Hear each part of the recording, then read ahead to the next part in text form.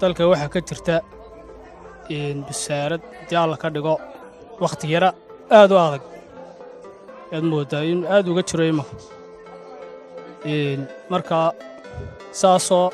dadkii ma garanaysaa ganacsatada yaryarayd dee waxa weeyaan aanay waxba aanay iibsan karin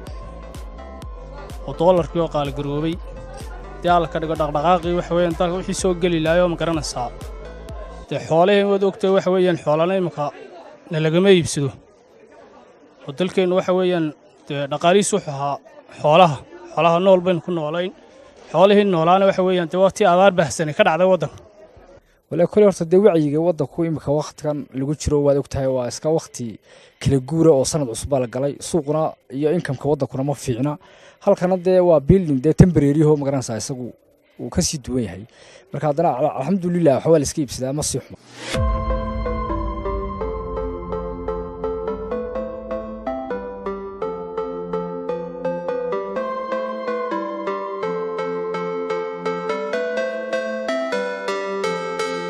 muddo dheer ayaan dukaankan haystay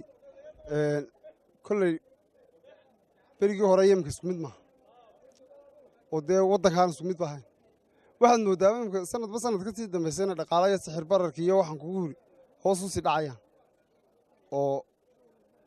dee maanta iyo maalintii aan furay laba isu dhow maaha berigii aan furay waxaa laga yaabaa inaan $500 baa dukaankaba ku furayba maantana $500 baan ku soo adeegtaaba marka dhaqaaluhu waxaad mooddaa maalinba maalinta ka dambaysa inuu hoos u sii dhacayo absolutely ma horta way jiraan dad badan oo intaas inay iyagu laftoodu uu ka xumaado ganacsiga oo iskaga tagaan adigu marka horena taas kulay xagga istaraatiijikiska ayay ku xiran tahay oo meheradii waxa laga yaabaa in wixii wax isku wada nooc ay furaan oo tii hore aan u eegin xaggii ma garanaysaa meesha maxaa looga baahan yahay categories iyo meheradii hore furan iyo tu kale furantay tu saddexaad la sii furo marka halkaasi ay noqoto in iyagu intii dadku qaadi kariya ka bataan marka taa lafteedu carqalad jirta iyo dee ma garanaysaa qofka haddaanu experience lahayn ganacsigan degdegna wuu jiraa oo dee inaan qofki wixii u samrin uu moodo markiiba inuu lacag helayo kabacdina uu khadka ka baxo taas ayadoon dhalisa way jiraan qaar asaas ku dhacday oo markii dambe iskaga tegayba waddanka oo iska magaranaysa khad oo tahriibay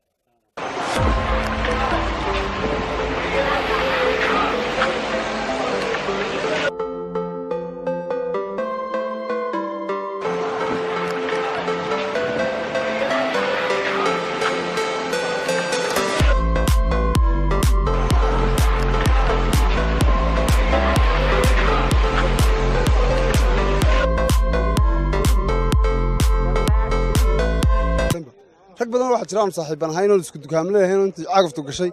dibba waxaan ku guuri badaa macal qaar isku guuran dib u soo noqon waayeen oo alaanka aan lahayn oo tahriibay iyo qaar waxaan ku guuri sidiiba ku kacay meheradooda sidii ku laalaabteen way jiraanoo meherado badan oo haddii alla ka dhigo xidhmay amba haddii alla ka dhigo imakaba xidhan ku sii dhowda way jiraan marka wallaahi way jiraan waxa weeyaan qofkii matalan oo kale lacagtii doolarka ahayd ay markuu isleeyahay wax soo iibsan lacag doolar ah wixii loo garaacaya doolarna wada ogtiina waxa weeyaan inagu wuxuu ku kala socdaa shilinka Soomaaliland doolara inaan lahayn marka wixii waxa weeyaan qofkii loo garaaco haddii alla ka dhigo qofkeena dee wixiisi wax yaro kooban iska yihiin dee wixiis ma bixinayaan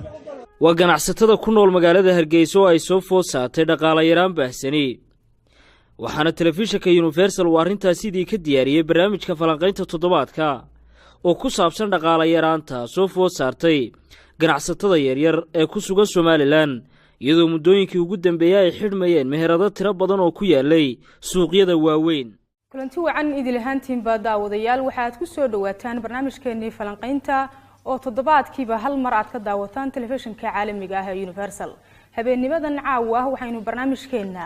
ku falanqayn doonaa ama aynu kaga doodi doonaa dhaqaalaha Soomaaliland iyo halka uu marayo habeennimadan caawa barnaamijkeena waxaa inoogu martiya wasiirka wasaaradda horumarinta maaliyadda Soomaaliland Saacad Cali Shire iyo waliba dhaqaalayahan Dr. Aadan Ismaaciil Xasan oo isagu ku takhasusay horumarinta dhaqaalaha maxamuud cilmi Cumar oo isagu baraka ah jaamacadda New Generation takhasuskiisuna yahay dhinaca dhaqaalaha iyo waliba professor Cabdi Cali Jaamac oo isagu xagga dhaqaalaha iyo gudoomiyaha ururka khudradda gobonimo ee Cabdi Fataax ugu horeyn barnaamijkeena waxaan su-aasha ugu horeysa weydiinaya wasiirka wasaaradda horumarinta maaliyadda Somaliland Dr. Saacad Cali Shire. ugu horeyn wasiir waxaad nooga warbixisaa dhaqaalaha guud ee Somaliland. waxaan oran karaa wuxuu marayaa meel wanaagsan halkii aynu doonaynay laga yaabaa inaanu joogin laakiin meel fiican buu marayaa haddii aad eegto dhismaha ka socda magaalada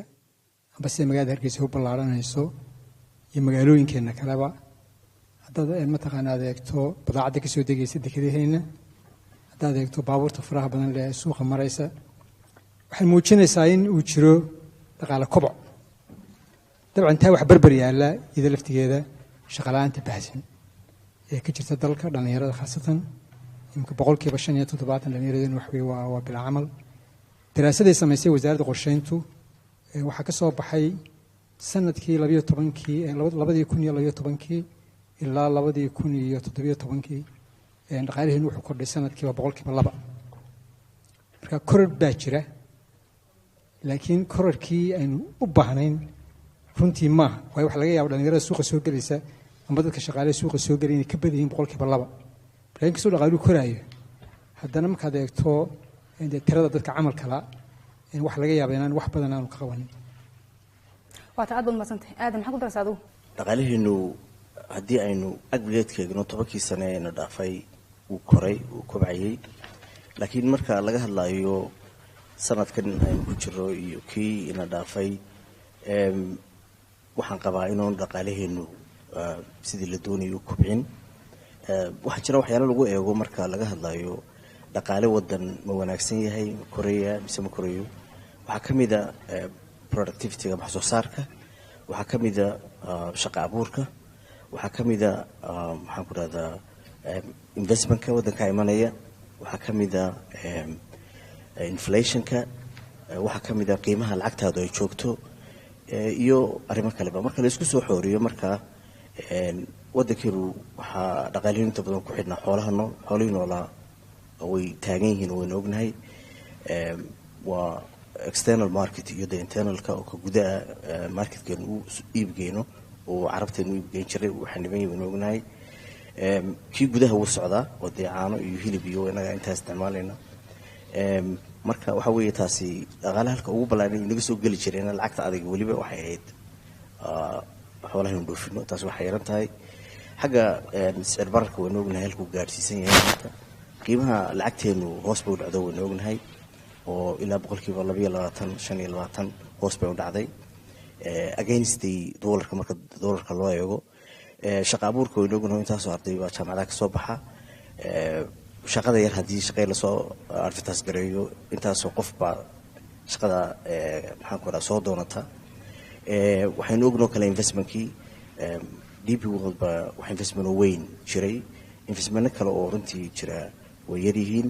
run ahaantii dhaqaalaha Somaliland marka la yiraahdo marna waa marad comparative-ka lala barbardhigayo wadamadii jaarka dunidii marna waxa weeyaan Somaliland this year ama sanadkan iyo sanadadii hore sidii waxiin marna comparative noocaas noqon kara marka xagga markaan eegno wadamada caalamka ama wadamada jaarka kale markaan isbarbardhig ku sameeyno runtii waan ognahay dhaqaalihiinu dhaqaale aad u buuran ama resource far badan oo waan ognahay waxyaalo badan bay nagu xayn daaban laakiin ta gudaheena markaan soo noqono oo ah Somaliland halkii dhaqaaligu shalay iyo sanadadii hore iyo 10 sano hore ku taagnaa halkaan taagan yahay marka la isbarbardhigo runtii waxaan qabaa inuu meel fiican marayo mashaakil way jiraan laakiin waxaan qabaa aragti ahaan ilaa imika uu fiicay dhaqaaleen bismillaahir rahmaanir rahiim runtii aad baan u salaamayaa wasiirka iyo aqoon-yahanadaba annagoo isla garanaynaa marka yani aqoon-yahan as economists marka la dhaqaalaha Somaliland uu koraya maaha wax ku xidhan dawladdan iyo dawladdii ka horreysay waxa weeyaan dabeecadda dhaqaalahan waa wadan yaroo soo koraya marka inuu growth jiro annaga xaggayga shaki ma jiradee ama dawladdan ha jirto ama mid kale ha jirto growth-ka waxa keenaya wadankan waa wadan yaroo young ah oo curdina marka dhaqaaluhu koraya 2% buu wasiirku sheegay 2% anigu waxaan isleeyahay uu ka badan yahay beenta 2% waxa ku qiyaas lahaa anigu ilaa 3% ama 4 uu koraya dabeecad ahaan buu koraya because waa young imka hadda tahay ilba yaroo shan jiri miyuu koraya mise kori maayo uu koraya baan koranaya laakiin haddaad igu tahay qof 40 jir miyuu koraya waxaan koonaya mee growthkiisu wuu istaagaan koonaya marka haddaad idinku uga jeedaan wariyahaan inaad su-aasha sheegtaan as a political economy point of view dowladdu tallaabooyinka qaaday iyo siyaasadaheeda ma keeneen horumar ana waxaan qabaa wax horumar ay keeneen ma jirto inkastoona dhaatahayn laakiin xogta suuqa ee xogogaalnimada waxay sheegaysaa aan u qaadan karno iminka as a preliminary data aan u qaadan karno ama information hordhac aan u qaadan karno oo u baahan laakiin la xaqiijiyo suuqa markaad wareysato baac mushtariga waxay sheegayaan in busaaradii ku habsatay dhaqaalaheena ay sheegaysaa waa sida dadku sheegayaan marka hadda waxaad sheegaysiin ugama jeedo siyaasaddu ugama jeedo dhaqaalihii inuu korayo ayaad sheegtay haddana waxaad leedahay busaarad baa jirta say isu waafaqaysaa way isu waafaqaysaa taasi waa da'da dhaqaalaheenu yahay dhaqaalaheena ayaanga marka wadamada caynkana dhaqaalahoodu wuu koraaba xataa haddii dawladdu iska tagto gebigeeduba wuu korayaa dhaqaalahan marka waxa weeyaan laakiin siyaasad korisay dhaqaalaha markay jirto inaga dhaqaalaheenu marka korayo waa inuu noqdo double digit eg waddankan oo kale marka dhaqaalihiisa laga sheekeynayo wuu koraya waa double digit buu noqonaya 10% weeya marka lagu koraya marka way is waafaqaysaa way cabditax xasan waxay isagu laftiisu xagga ganacsatada ah oo isagu xogaal badan ka xagga dhaqaalaha maadaama kulleyn kastoo dhaqaalaha dalka kullee dadka cilmiga u laay fadhiyaan laakiin saan waxaan ka warramayaa goobaha maadaama suuqii gudaha lagu jiro inaan ka warramo xaaladda suuqa iyo halkay wax marayaan waxaana filayaa runtii inay tahay in halka wax laga qiimeeyo inay tahay dadka hoose ganacsatada yaryar jeebkooda kor moo soo kacay bise hoos buu dhacaya runtii waxaan aaminsanahay sanadahan dambe in dadka danyartaanba dadka dhaqaalaha hoose ganacsatada hoose in ay xaaladoodu runtii ay tahay inuu hoos u dhac badan oo xagga ganacsigu jiro inuu jiro muxuu ahaye meherado fara badan oo muxuu ahaye albaabada isku dhuftay waxa u sababa kolley waddankii oo muxuu ahaye dhaqdhaqaaqiisu uu muxuu ahaye uu yaryahay iyo cashuuro fara badan oo aan odhan karo kolley xukuumadda laftigeedu mar walba waxaa kordhaa iyagun bay ku korodhaa halkaa kolley ay muxuu ahaye madaxdu leedahay dhaqaalaha waddanku kor buu wuu koro waxaan aaminsanahay in gaara inuu kordhay ayaan aaminsanahay oo ragga ganacsatada sare ah in kolley laga qiimeeyo baan filayaa iminka laakiinse boqolaalka qoys ee yacnii dadka ku ganacsado suuqyada dalka dhaqaalahoodu muu kordhin hoos baana u dhaxay wasaarad fara badan baana haysata cashuuro fara badan oo aanay taalhaynna dushii ka saarayin wasiirka bal hadalka inanka inagoo ka jawaabi doona marka hore waxaan jeclaan lahaa inaad nooga warbixisid bal dhaqaalaha somalilan muxuu ku tiirsan yahay tiirka ugu weyn ku tiirsan yahay marka ugu horeysa waa xoolaha daraasadii la sameeyay 2012 xooluhu waxaanu ka helnaa ilaa 8% dhaqaalaheena guud ahaan ama GDP-ga waxa la yiraahdo xoolaha ka sokow inaynu dhaqanno oo intifaacsano caanahooda cadkooda waxay ahaayeen waxa ugu weyn inaynu diro ee dibadda u dhoofino marka laga soo bilaabo bishii November 2016 saad ogtahayba suuqii Sacuudiga uu iska keentaagay oo waa laynaga xidhay dabcan taas waxay keenaysaa dhaqaalaheena way saameynaysaa in cabdi waa runtiisa 2017 dhaqaalaheenu 100% buu hoos u dhacay xoolaha la xidhay maxay yidhahdeen awadood marka dabcan xoolaha xidhna way saameynayaan shacabka iyo ganacsatada waxaa kaloo saameyn ku leh khaasatan khudradleeda tartanka imika naga yimaada Ethiopia imika sanadkii 2017 waxaan ka soo dhoofsanaa malaynaya ilaa 34 milyan oo kiilo khudrada waliba soo go'a xilliga teenu soo gasaan kama marka dabcan dadkii dee beeray dadkii ka ganacsan jiray dadkii wax ku qabay way saameynaysaa ka laftiisu maxaa lahayaa uu saameynaya cashuurta uu leeyahay waana lagu kordhiyay cashuurta waa soo socdaa runtii cashuur la kordhiyey oo si toos loogu kordhiyey dadkeena maanu ma ogi waliba cashuurta Soomaaliland aad bay u jabantay in badan soo qaado wadamada hareeraheena wadan Kenya soo qaado dawladdu waxay qaadaa 8% dhaqaalaha wadanka soo gala Afrika marka la isu geeyo average-kiisu bay isku celcelintu waa 8% wadamadan la yiraahdo OECD wadamada horumaray oo dhowr iyo 30 wadan isku celcelin dawladdu waxay qaadataa 30% 34 in fact Somaliland dawladda waxa soo gala cashuur ahaan 9% ilaa 10% marka culayska iyo miisaanka cashuurtu ay ku hayso dalka runtii aad buu yar yahay cashuur badan baynu u baahannahay oo aan ku dhisano kaabayaasha dhaqaalahan kor ugu qaadno ee cashuur yar maaha marka arrinku runtii cashuurta maaha way jirtaa dhaqaalaha yani dhibaatada dhaqaaluhu laakiin cashuurta maaha laakiin waa waxyaabo ka fog oo ka shisheeya cashuurta ama awoodeennaba waxaad tixgelisaana inaan weli waddan aan la ictiraafsanayn deynna ma qaadano deeq badanna laynama siiyo maalgashada fara badanna weli nooma imanin iyada laftigeeda ictiraaf la-aanta ayaa ku leh runtii lug ku leh oo sabab ku leh marka duruufo badan baa aynugu xeeran oo aan inoo saamaxan inaynu runtii ku korro amba xawligii aynu ku kori lahayn ee aynu u baahnayn laakiin haddana sida ay tahay sida cabdiba sheegay professorku dee dhaqaaluhu wuu koraya wuu socdaa keliya wax maan u korin si aynu jeclayn sanadkan xukuumaddan aad ka midka tahay muuse biixi ay jirtay ganacsatada yaryar hoteelada iyo guud ahaan dadka dhaqaalahoodu aadka u hooseeyo waxay yidhaahdaan dhaqaalihii waddanku sanadkaasi aad buu u kooban yahay wuu xidhan yahay taa ma la qabtaan ma runtii dhaqaale xidhan oo inaga xidhan ma jiro aduu waxaa jira rumara maaragtay khasnadii waa la xidhay laakiin khasnad lacag inoogu jiro inoo xidhan runtii ma jirto weliba sanadkan waxaan odhan karaa january marka laga soo bilaabo sanadkii 2018kii amba 2018 ilaa january sanadkan sicir bararka oo runtii dhibaato badan ku hayay dadka danyarta qaarkood iyo dadka mushaharka qaataba wuxuu noqday stable buu noqday oo yacni wuu istaagay 10kii kulan ku bilownay january 2018 ayuu ku dhammaaday 2018 kuna bilowday 2019 marka xagga runtii culayska iyo noocaynkaasi runtii ma jiro xagga wasiir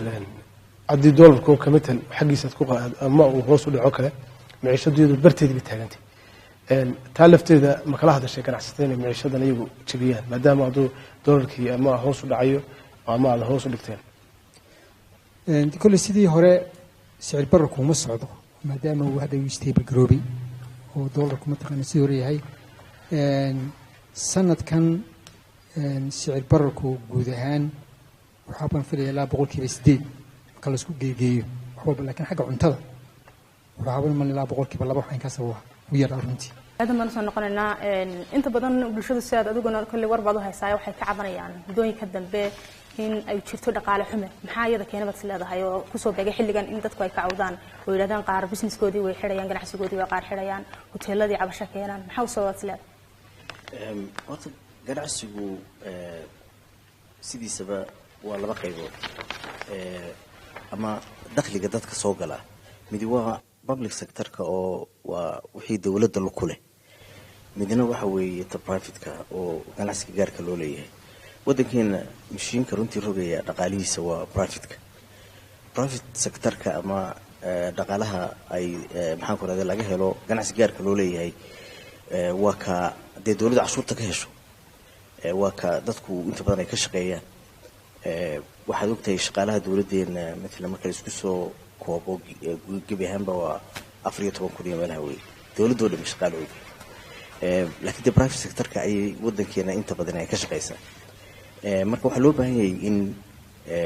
dhaqaalaheena si uu xoogsado private sector-ka la xoojiyo oo shuruucda loo sameeyo u sahlaya inay ganacsadaan ama jawigii lagu ganacsanayay loo sahlo taa waxaa ka mid ah cashuurta oo hoos loo dhigo ayaa ka mid ah cashuurta waxaan qabaa dawladda revenue-geeda ama lacagta dawladda dakhliga soo gala kor buu kacay kor wuxuu ugu kacay dee cashuur baa la guraa cashuurta marka ama ha la kordhiyo oo ha lagu kordhiyo ama habkii loo gurayey cashuurta loo soo ururinayey waxaa la yidhaha revenue mobilization ee loo gurayey hala dadaal ha laga gale way korodhay budgetkii dawladda dhaqaalaha marka waxaa sahlaya waxa weeye jawiga lagu ganacsanayo cashuurtoo laga yareeyo kaabayaasha dhaqaalaha oo kor loo qaadayo sida matalan wadooyinka korontada isgaadhsiinta maxaan ku rahdayay iyo dee in dadkii loo sahlo inaan cashuur badan laga qaadin si ay u ganacsadaan waxaanu sameynay baaritaan 2016 anaa tiimka baaritaanka sameeyey liid garaynayay waxaa ganacsatada aanu su-aalaha weydiinay markii aanu studiga soo koobnay waxaanu ogaanay in ganacsato badani ilaa 40% sanadka hore ay fail garoobaan ama ay kacaan waa sanadka hore waa markay ugu adagtay ganacsigu inuu sii jiri doono iyo inaan sii jiraynin waxyaalaha ay ka cawdeen waxaa ka mid a korontada waxaa ka mid a transportka iyo isgaarsiinta waxaa ka mid a alaabtay la soo degayaan oo maxaan ku rahaa dibadii qiimahoodii dibadii ku xidhan yahay ayaa ka mid a oo alaabtan dee lacagta dollar baa lasoo siisanaya dollarkii marka lasoo siisanayana de waxay ku kalifisaa haddii dollarka qiimihiisi kaco adigana inaad lacagtii aad dadka ka wareereysay ku qaaligaraysid waxaa kaloo ka mid a shuruucda ay ka mid tahay qofku dhulkan uu karaystay inaan marka la doono laga saarayo bannaanka la dhigayo arrimo noocaasa baa runtii sababa in businessku ay dhibaato iyo struggle ay galaan xagga su-aasha lafteeda haddaan adigu kusii weydiino sanadka ugu dambeeya xukuumadda madaxweyne muuse biixi garwadanka yahay dadku bulshadu sibay xagga dhaqaalaha uga cabanaya maadaama idiguna xaggii dhaqaalaha ku xidhiidheen suuqiina ku jirtaan arrintaasi bal ka warrama cabashada dadka xagga dhaqaalaha marka runtii laga warramayo laga hadlayo hoos u dhac dhaqaalaha yimiday especially qolooyinka economistisu markay ka warramayaan dee way ka duwan tahay public opinionka iyagu waxay u baahan yihiin ninka economistihii dee indicators baa jira ama tilmaamooyin baa jira ama halbeegyo lagu cabiraa jira marka halbeegyadaas waxay u baahan yihiin in research la sameeyo in data analysis lasoo ururiyo kadibna data analysis la sameeyo marka run ahaantii ilaa imika ka maxamuud ahaan ama ka dhaqaaliyaan ahaan dee data rasmiya oo isha ku dhuftay oo lasoo sameeyey oo muujinaysa in dhaqaalihii somaliland hoos u dhacay run ahaantii dadkii way cabanayaan idinka ayaa dhaqaalihii ku takhasusay ma samayseen idinku run ahaantii ilaa imika dee cid arrinkaa isku xil qaatay oo soo ururisay ama samaysay ilaa imika maan arag mid baa suurtagala dadku ama maxay ahayday ganacsatada especially ganacsatada yaryar waxaad ogtihiin si guud diina kama jiraan institutionno iyo ururo kaaba ama had iyo jeer ka warhaya ganacsiga yaryar oo especially markay la soo dersaan problems ama wax ku biiriya tusaale ahaan ka caawiya inay investment maalgelintoodii wax ku biirin karaa tulooyin siin karaa inta bedel ma jiraan marka taasi way keeni kartaa marka qaarkood problemska iminka ka cabanayaan dadku haddii ama ka dowladda iyo wasaaradaha ay khusayso iyo especially institutionada noocaasoo kale haddii la sameeyo in wax badan lagu ogaan waa suurtagal laakiin ilaa iminka waxaan weynu odhan karno figure aan jirto carabka hadda waxaad ku dhufatay in wasaarad aada u baahsan ay waddanka ka jirto taa adigu sidaad ku ogaatay runtii gaaro baa mushtariga waan ku dhowahay dhaqaalahana ma garanaysaa dee muddana dhigayay waddanka dhaqaalihiisa weliba dhaqaalaha somaliland ayaan lecture ka bixiya marka waxaan leeyahay anteenooyinkayga ii gaarkaa iyo khibradayda ii gaarkaa si aan wax uga ogaadaan u dareemo ma garanaysaa ka hor intaan la samayn daraasad cilmiyahoo ma garanaysaa iyadu ma garanaysaa markaa dee noqonaysa mid iyadu markaa taa ugu dambaysa ee xaqiijin karta marka taasaasaan ku ogaaday laakiin markaan idin leeyahay dhaqaaluhu waa kolliba uu koraya macnaa si dadku u fahmaan waxa weeyaan imika dhaqaalahan waddamadan matalan maraykanka iyo dee imika waddamada reer galbeedka korriin lagama sheekeeyo waxaa laga sheekeeya iyagu waxay ka taxadiraan inaanu hoos u dhicin dhaqaalahooda waayo imika way gaboobeen iyagu dhaqaalahooda wuu gaboobay yurub iyo maraykan dhaqaalahooda wuu gaboobay laakiin imika china iyo etoobiya iyo dee inagoo kale iyo dee waxaa imika dee etoobiya marka laga dhaqaaladu koraya double digit baa laga hadlaya china waa double digit baa laga hadlaya waddamada soo koraya o dhan waa double digit baa laga hadlaya marka innaga dhaqaalaheedu marka koraya double digit buu koraya oo imika dee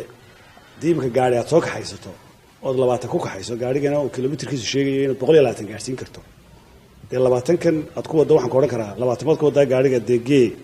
saacadda dhaqaaji saliidda qabo gaarigoo dhaqaaji iyagu kilomitirkooda wuxuu joogaa Yurub already wuxuu joogaa halkii ugu dambeysay buu kilomitirkooda joogaa 180 hadduu ahaa kilomitir per hour halkaasuu joogaa marka iyagu waxay ka taxadiraan imika inuu hoos u dhaco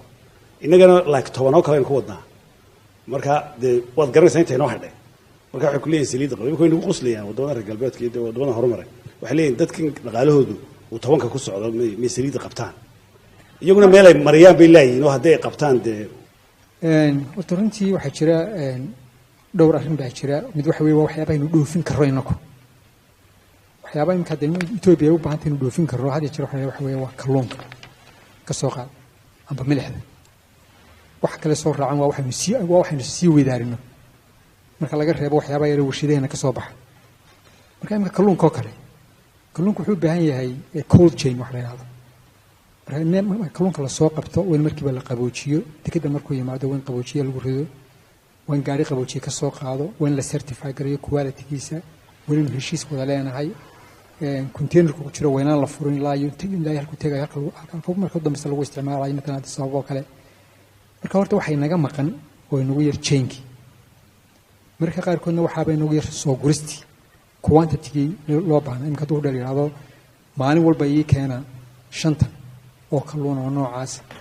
waqtigan xaadirka halku dee industrigana kalluunka ay joogto waxa laga yaabaa inay nagu adkaato marka wax soo saarku waa ka qayb dhibaatada qaboojiyaasha chainka qaboojiyaasha waa ka mid dhibaatada suuqa Itoobiya waa suuq xidhan inka suuqan uu furan yahay baabuurtooda way iska soo galaan kuwa khudradda sida kuwa qaadka sida kuwa sibirka sida kuwa badaacada kale sida laakiin naka way adag tahay inay mataqaana badaacadeena ay gasho marka taa laftigeeda yani suuqa Itoobiya adag sa loo galay laftiisa waxa weeye waa ka mid weey marka waxyaabahaas jira runtii oo keenaya inuu dhinac kaliya ka socdo laakiin midna waxyaabaha inuu ka soo qaadano waxa ugu badan qaadka inuu ma khasbayna ka iibsana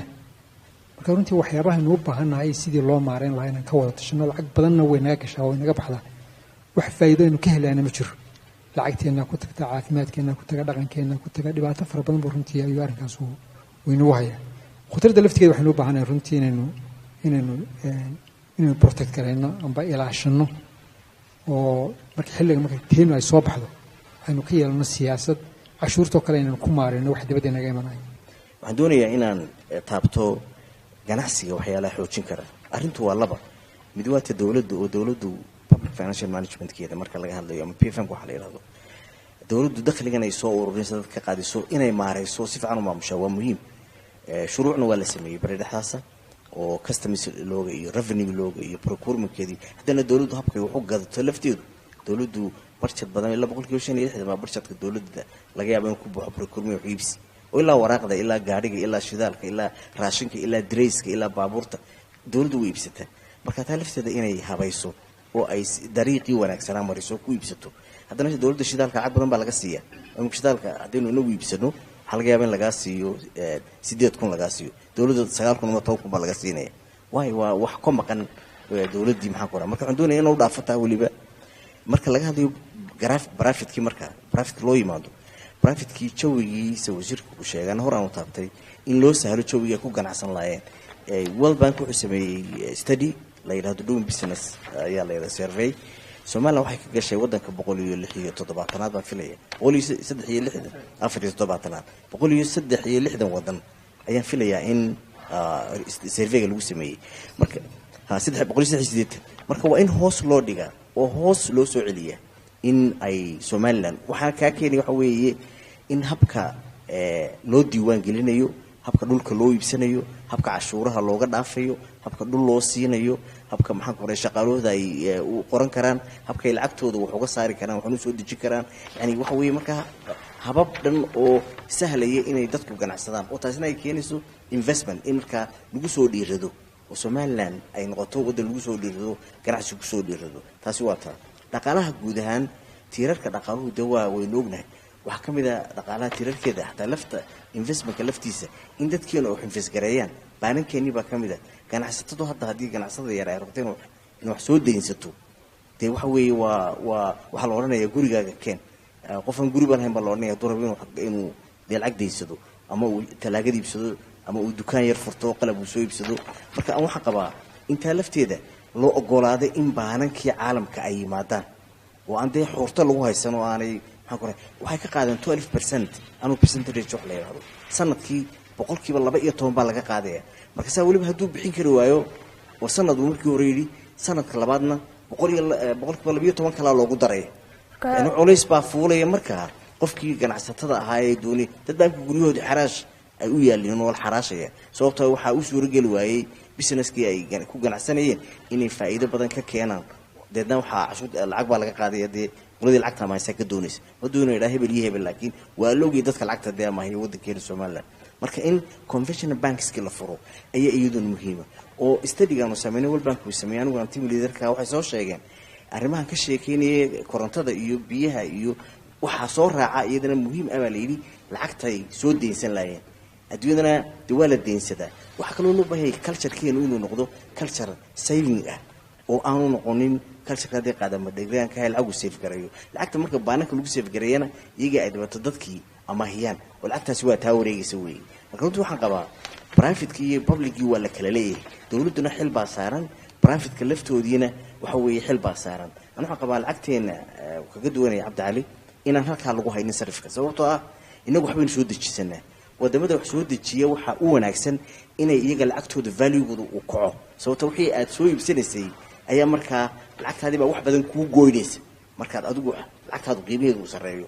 haddii aad wadamada wax dhoofiye tahayna waxa fiican inay lacagtaadu hooseyso si wax badan lagaaga gato marka waxaan qabaa waa aad ma santahay shacabku inta badan iyagu waxay ka caawdaan inay cashuurta bixiyaan laakiin wax saas u sii buuran ayna dawladdu ku soo celin taama la qabtaa dawladdu waxaan qabaa waxay oo soo celin kartaaba way yartahay dawladdu dadkii lacag soo celin maysa laakiin waxay soo celin kartaa inay dhisto wadooyinkii isbitaaladii hadaa dadka barshadka dawladda wasiirkii baa nala joogo runtii oo fursad wanaagsan weeye marka la isku geeyo caafimaadka iyo tacliinta iyo beeraha iyo wadooyinka barshadkaas oo dhan marka la isku geeyo waxa laga yaabaa in wasaaradda warfaafintu ay ka barshad badan tahay taas runtii wasaaradda warfaafinta anigu uma arko inay u mudan tahay waxaanu ka caafimaadku inuu mudan yahay tacliintu u mudan tahay beeruhu u mudan yihiin kuwa soo saar kale u mudan yihiin marka takluumaysi way maxaan ku mudan tahay marka kuwaasa shaqana abuuraya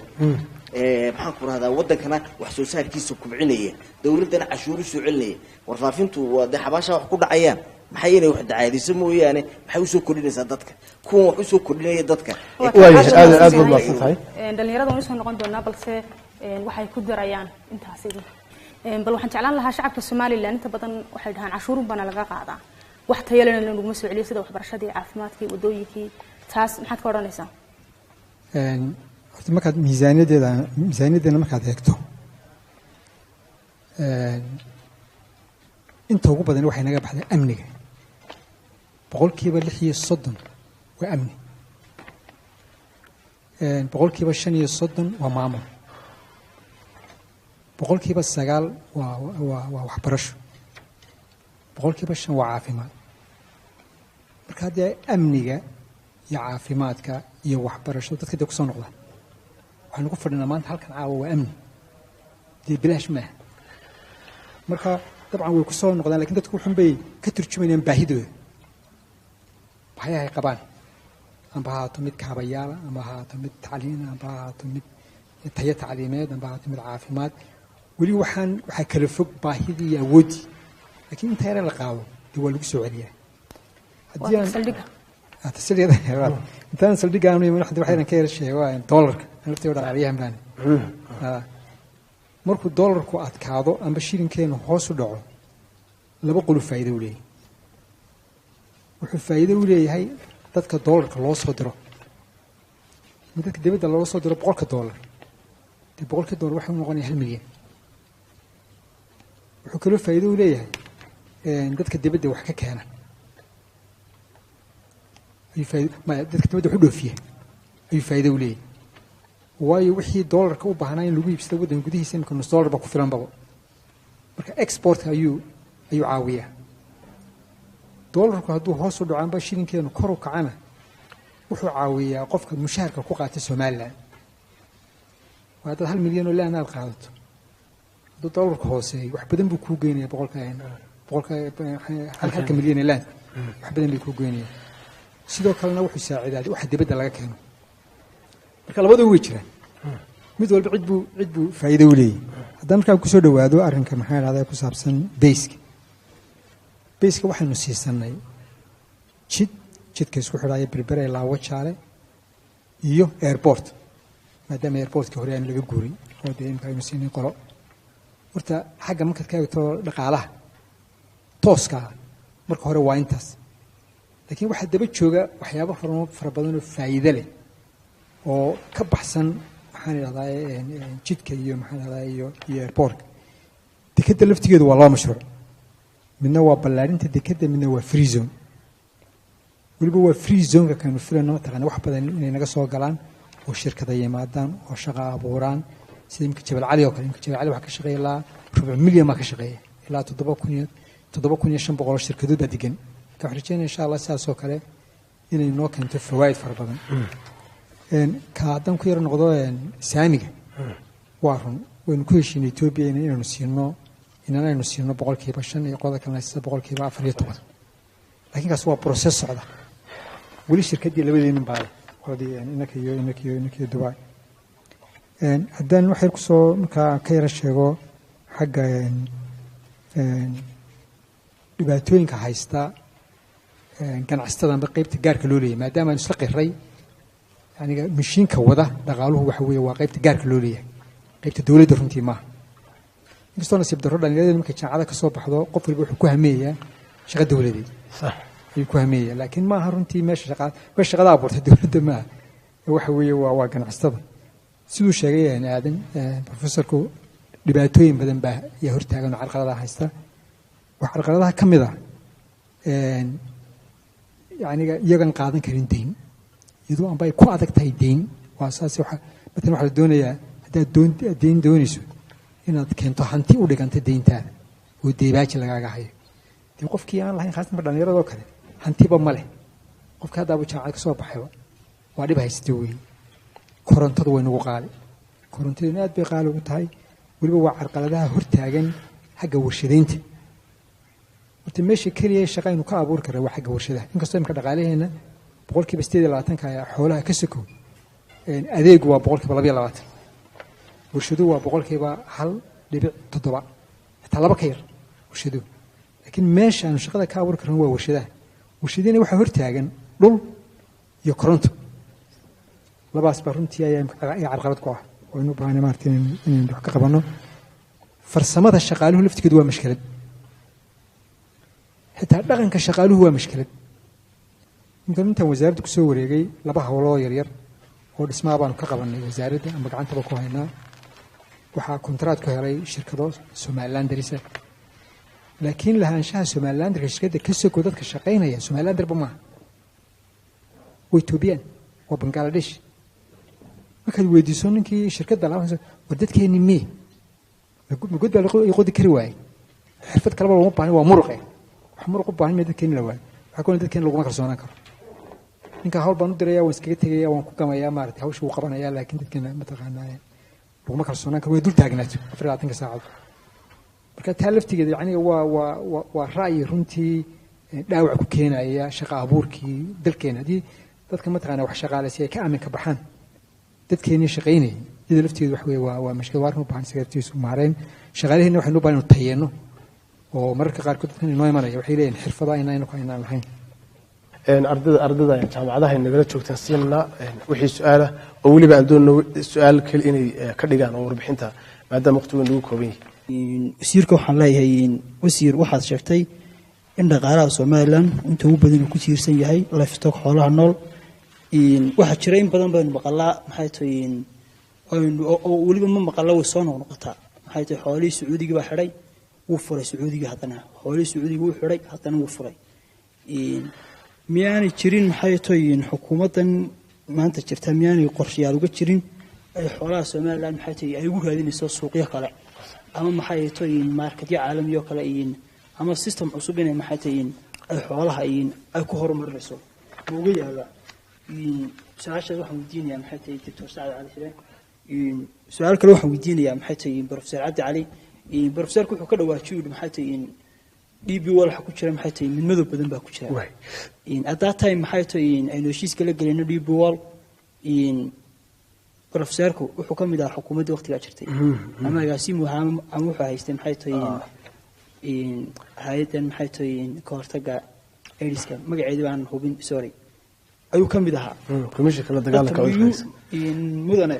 miyaad ummadda u iftiimisay waqtigaas inuu jiro maxay tahay inuu midmado jiro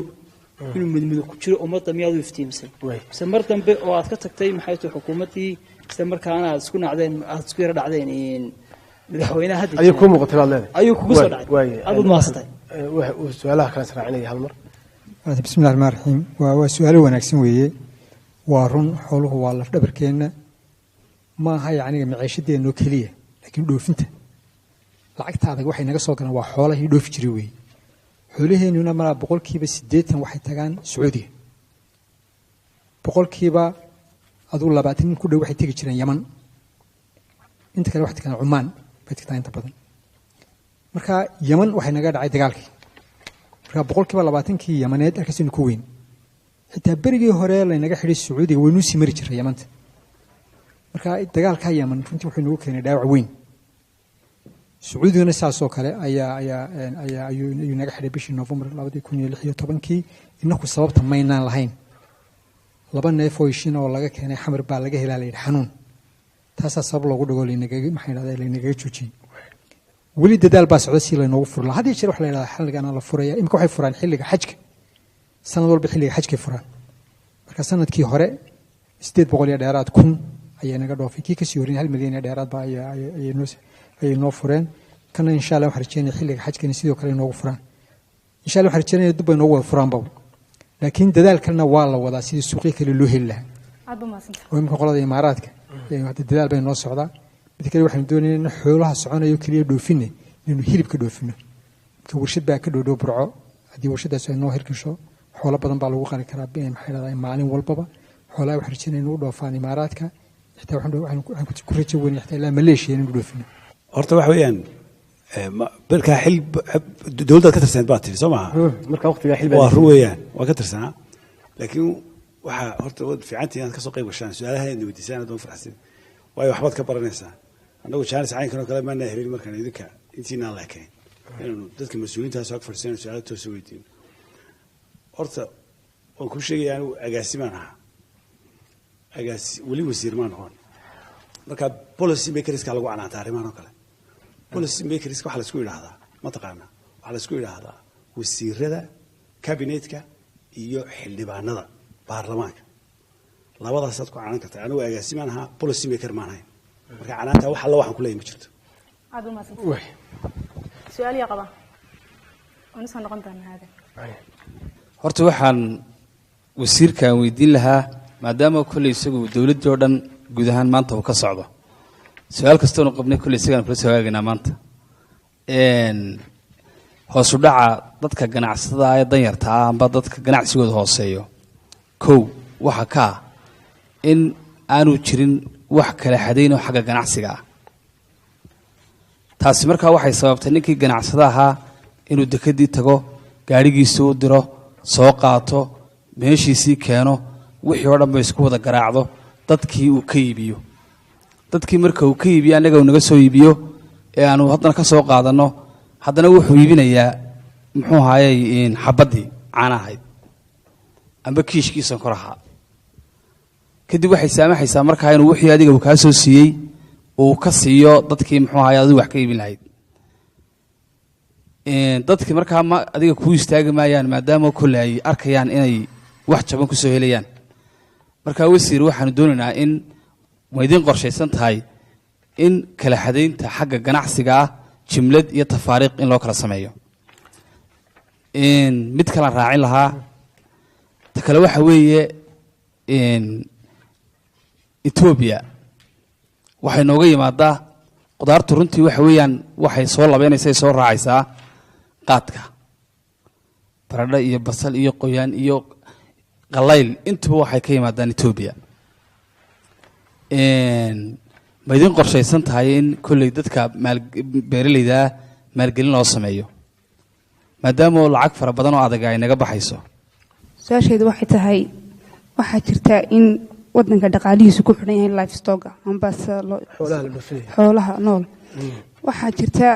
in masiibo dhacdo imika Sacuudiga xoolaha inaga wada xidhay ma jirta wax qorshayaal idinka yaalo ah hadii dhinaca dhaqaaluhu xoolaheena kaliya ku tiirsan yahay inaynu beeraheena iyo dhulkeena soo noqono ee qodano wax qorshayaal ma ka leeyihiin bismillaahir rahmaanir rahiim horta caalamka oo dhan laba liisan baa yaa dadka la siiyaa ganacsatada waa mid wholesale amba dee waxaan duuduubka Soomaaliya runtii garama wax lagu yiraahdo iyo mid retailer tafaariiqa haruba weynu lahaan jiray iminkana xeerkii wuxuu yaallaaban filayaa baarlamanka lagu kala xadeynayo in la kala xadeeyana waa laisku wada raacsan yahay sax maaha inuu qofku intuu ka keeno amba Thailand ama meel kale amba Brazil baynu ka keeno ilaa tafaariiqda inuu ka iibiyo weliba deymiyo runtii waa sax maaha amba mataqaana qofku gaadiidku isticmaalayo oo dhan bilow ilaa dhammaad inuu kiisuun isticmaalo ma dadkii kale suuqa ka baxaya xibaan la qaybsanayna marka taa waan ku raacsanay laakiin dadaalkaasi wuu jiraa xagga sideen u dheeli tiri lahayn ganacsiga inakii naga dhaxeeya Ethiopia amba inuu dhiiri gelin lahayn wax soo saarka sidoo la socotaba yani waxyaabaha mudnaanta wili way mudan yihiin madaxweynuhu waxa weeye waa wax soo saarka beeraha marka sanadkii dhawatay saad ogtay runtii culays badan baa la saaray sidii kor loogu qaadi lahaa wax soo saarka wax badanna way noo soo bixi lahayn haddii aan wax la waayay labadii roob u dambeeyey ayaa runtii ayaa yara weeqay wax soo saarkii laakiin sanadkana sidii oo kale ayaa loogu dadaalayay inaynu mataqaana wax soo saarno haddaynaanu noqonin ummad wax soo saarta dee jiriba mayno haddaynu gebigeennuba ku tiirsanahay wax dad kale ay soo sameeyeen iminka waxaanu quudanno 85% dibadda laa keena cuntada taala miiska waxa laga yaabaa wastada yar hilibka mooyaane waxa kaloo dhan maca khudradda waxay ka yimaadeen waddan kale ka yimaadeen marka waynu u baahnay inaan mataqaanaa dowlad ahaan iyo shicib ahaanba waxaan ku dhiirigelinaa dadka ganacsatada inay maal gashadaan xoolaha iyo beeraha anigu contribution yar baan ku tirsanayaa magacayga waxa la yidhaha Cabdullaahi Mawlid Iimaan waxaan lecturer ka ahay jaamacadda CSI waxaan ahay master economic planning taan doonayo inaan ku daro dhaqaaluhu muu soo kabcayaa iyo sideen u horumarin karnaa labadii su'aalood ee dooda ku saabsaneyd marka hore dhaqaaleenu uu kabcayaa waan soo qaadanay laakiin sidii 15 iyo 14 uu kabcayay inuu kuma kabcayo waxyaalaha lagu sababeeyana waxa kamid ah waxa loo yaqaano waxa dhacay unforeseen circumstances waxyaalaha rabbaaniya sidii tusaalahan kale abaar baa inagu dhacday 17kii xoolihii bariga galbeed way dhameysay xoolahan kale imika aynu dhoofinaa badankooda wuxuu ka yimaadaa Ethiopia weyni way si kabaabsi midda labaadna haddana waxa inagu dhacday duufaantii ka dhacday waqooyiga Soomaaliland taasina iyadana iyo dunyaba way galaafatay dhaqaalaheenu wuxuu ka tiirsan yahay oo ah tiirka koobaad waa xoolaha nool xoolihii noolaa mar inaga way dhamaadeen oo abaaraha iyo waxa dhameeyay duufaanada marna haddana waa la inaga xidhay waxa la yiri lama soo dhoofin karo alternative waxyaalaha lagu xallin karaa ee anu tago ah in dhaqaalaha la xalliyo waa sectors of economy waxa kamid ah in industry la abuuro warshadaas waxay abuurayaan waxa loo yaqaano employment opportunity inay shaqo dadku abuuraan waxay sameeyaan skills dadka xirfaday baran doonaan waxa kaloo kamid ah qaybtii beeraha inaynu sameeyno waxa loo yaqaano commercial farms oo beera ganacsi aynu sameeyno aan ahayn kuwa subsistence farm inta yar laga soo qabto one bite adigoo soo gaabeen waqtigeena hay'adaha tan kale aadan baan isna ku raacsanahay maadaama aadan economist yahay waan ku raacsanahay in la abuuro bankiski commercial bank wadanka kama jiraan seerkamista ugu weyn ee ganacsatada yaraysta waxa weeyaan commercial bank ay maanta u tagaan oo lacag amaanaya ma jirto wuxuu ku oranayaa yaa ka damiina ku garanaya gurigaagii keen qolorkaagii keen marka in iyadna commercial bank la abuuro dadka deymihii siiya oo small scale industry aynu sameeyno businesskii kor loo soo qaado ayay muhiimsan kulli waqtigu inuu saamaxayo salaam way aan aad adigoo aragtidaada kala soo koobay xalku wuxuu yahay nasiir raay aduu aad igu soo koobay conventional banks-ka laga hadlayaa ma aha kii dee ribaawiga ay qaadanayay waa baanankii internationalka ahaa oo bixinaya islamic banking bixinaya waan ognay Saadiyo anigiyo Europe anagoo joogna ayaa hadda doonaysaa islamic banking ka qaadan kartaa HSBC ama Barclays ama Lloyds marka taasi waa taa horta laakiin waa qolooyinka baananka halkan jooga sheekada ku sheekeeya talabaad waxaan doonayaa muhiim ah yani savings culture ku inay culture dadku yeeshaan dhaqan inay wax dhitaystaan waa muhiim waana waxyaalaha bangiyadana kobciya ee lacagta maxaan ku raadayay hadhowto wareejiya lacagta ganacsiga loo isticmaalayo waxaan qabaa dawladdu waxyaalaha inkastoo ay aan si public loo sheegin dawladdu hore deficit badan bay ka tagtay dawladdan handaraabkan lagu sheegay waxaan qabaa in lacagtii deficit-ka badnayd ay bixisay haddii la handaraabina lacagta lama bixin kareenba runtii waa muhiim taas marka waxaad uga jeedaa Soomaaliya deyn baad uga jeedaa deyn badan baa dawladdu hore ka tagtay inkastoo aan dadka loo sheegin aan wada xogaa aan maqlay wasiirkuna la fadhiya marka taasina waa muhiim waxa qabaa lacag xoog u tiro badan baa runtii la bixiyay baan qabaa arinta kale muhiimka waxa weeye anigu doonaan raaciyo shuruucda commercial court kala xadeynta ganacsigu waa muhiim waa sharci markay sugaya in baarlamaanku approve gareeyo waxa kaloo kamid ah markaynu ka hadlayno jawiga ganacsiga kordhiya in la sameeyo one stop shop oo meel kaliya halka imika aad laba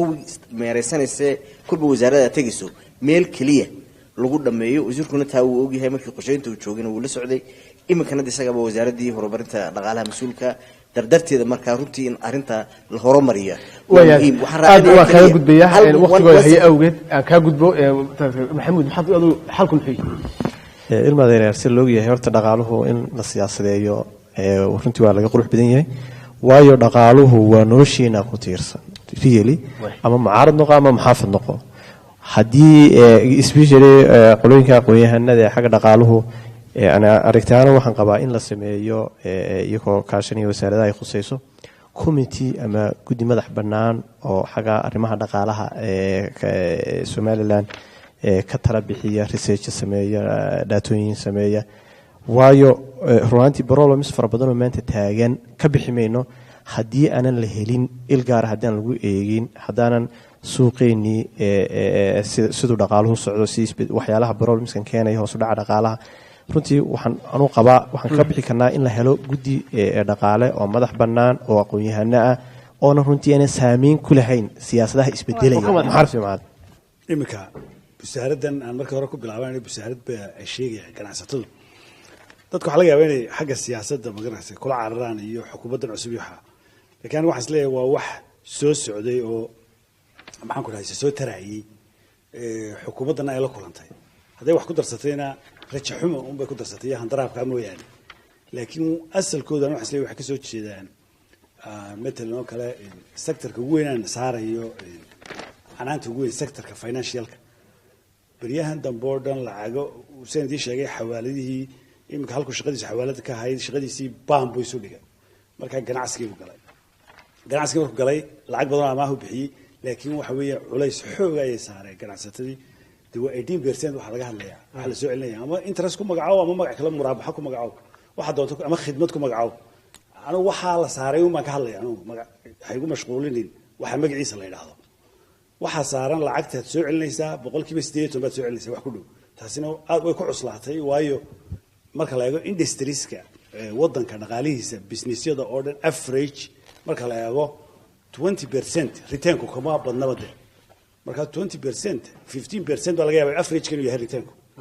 marka qofkii uu business bilaabo 15% uu macaash ku helayaa yahay adna aad 18% ka doonayso waa iska cadahay inaan laga faa'iideyn marka anigu canaanta ugu dantaasan saaraya midna waxa weeyaan mid unforeseen oo sidii uu sheegay walaalkay